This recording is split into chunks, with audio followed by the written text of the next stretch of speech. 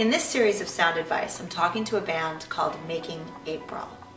They're from the New York City area, and they're telling me their story of how they went from 3 college kids to nationally touring band to signed to a major record deal to back to completely doing it on their own.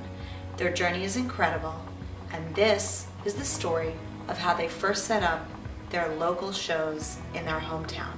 Check it out. Tell us a little bit about where you're from and where you started playing out and how you got your first tour together, and along the path of your growth, when did that start? The tour, or was there a tour? Or was it just we spot actually dates? tried. Yeah, it was spot dates at first around Westchester, New York, which the scene is not great there. There's actually no venues for our type of music, or bars are the main thing. And we had a local bar that was willing to do all ages, so that was actually our first show. And after that, we just started looking, I guess, for like New Jersey, Connecticut, seeing where we'd get one show here and there. And then it got to the point where we'd gone with, I guess, our 3rd manager at that time. And he made us a lot of promises to get us on South by Southwest. And so he attempted to book us a tour. He's also a booking agent from New York all the way down to South by Southwest in Austin, out to California. And it turned out that it was a horrible experience. We didn't have enough money at the time because we put all of our money we made off iTunes into all this gear that we just never had. New van, trailer, which was awesome because it just paid for all of it. And we got like really awesome gear, like in-ear monitors, stuff like that most bands, I guess, can't do right off the bat. Mm-hmm. So we had all this crazy gear and not ever playing a show really, or touring. And so we didn't really know what we were doing. We slept in Walmart parking lots every night. And there were only, I guess there was 4 or 5 of us in the van. So we just divvied it up, we took floors, stuff like that. And the dates actually almost all flopped. He promised us guarantees, there were no guarantees. It was just a horrible experience.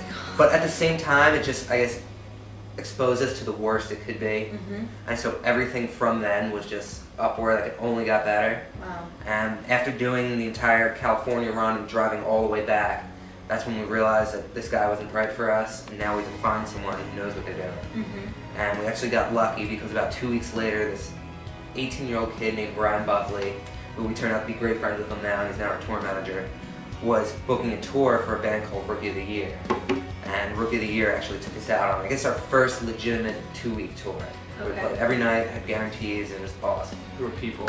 Yeah, people was But the big people, thing. that's key Yeah, when touring. our first show on the first tour was like, I think, Murfreesboro, Tennessee? no, it was actually Murfreesboro, North Carolina. North Carolina. And they were like, the sound guy was cool.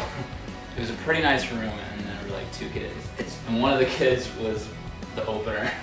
But the other kid, it's funny because we've Brutal. never ever played a show before where we didn't draw at least one kid that knew us from MySpace. And ever since then, it's just kept going and going up and up and up. Mm-hmm. But it's cool because we'd go on our first tour with these like 2 or 3 other bands where they just had no one there.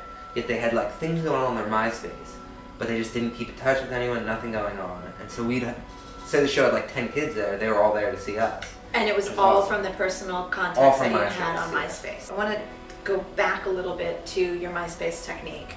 One of the things you talked about in the article was looking for other popular bands that sounded like you or were somewhat similar to you and connecting the dots between what you sound like and then pinging people and saying, hey, if you like this band, you're probably going to like us.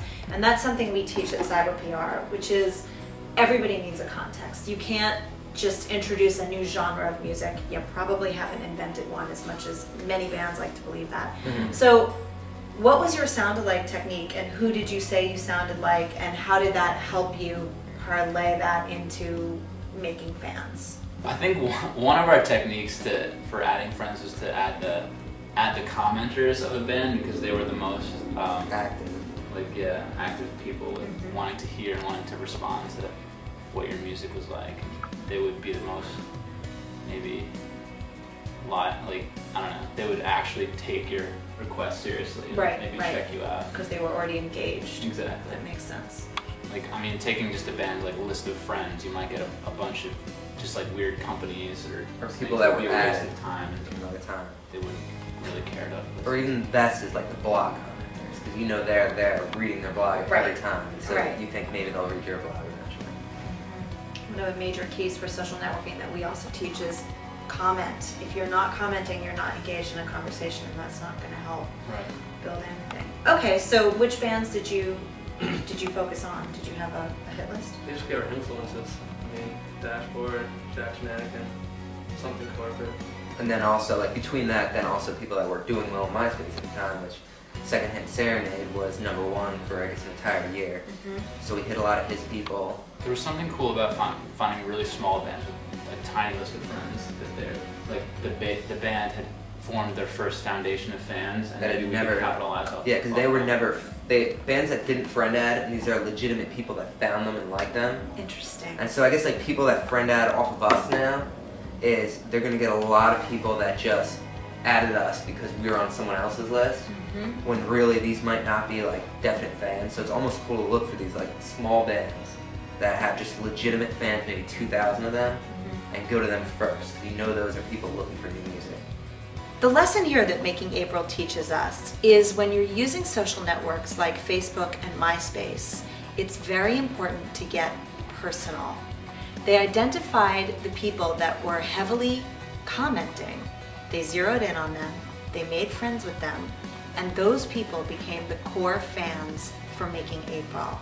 An amazing thing to keep in mind when you're on social media trying to figure out how to build your fan base. This is Ariel, and you're watching Sound Advice.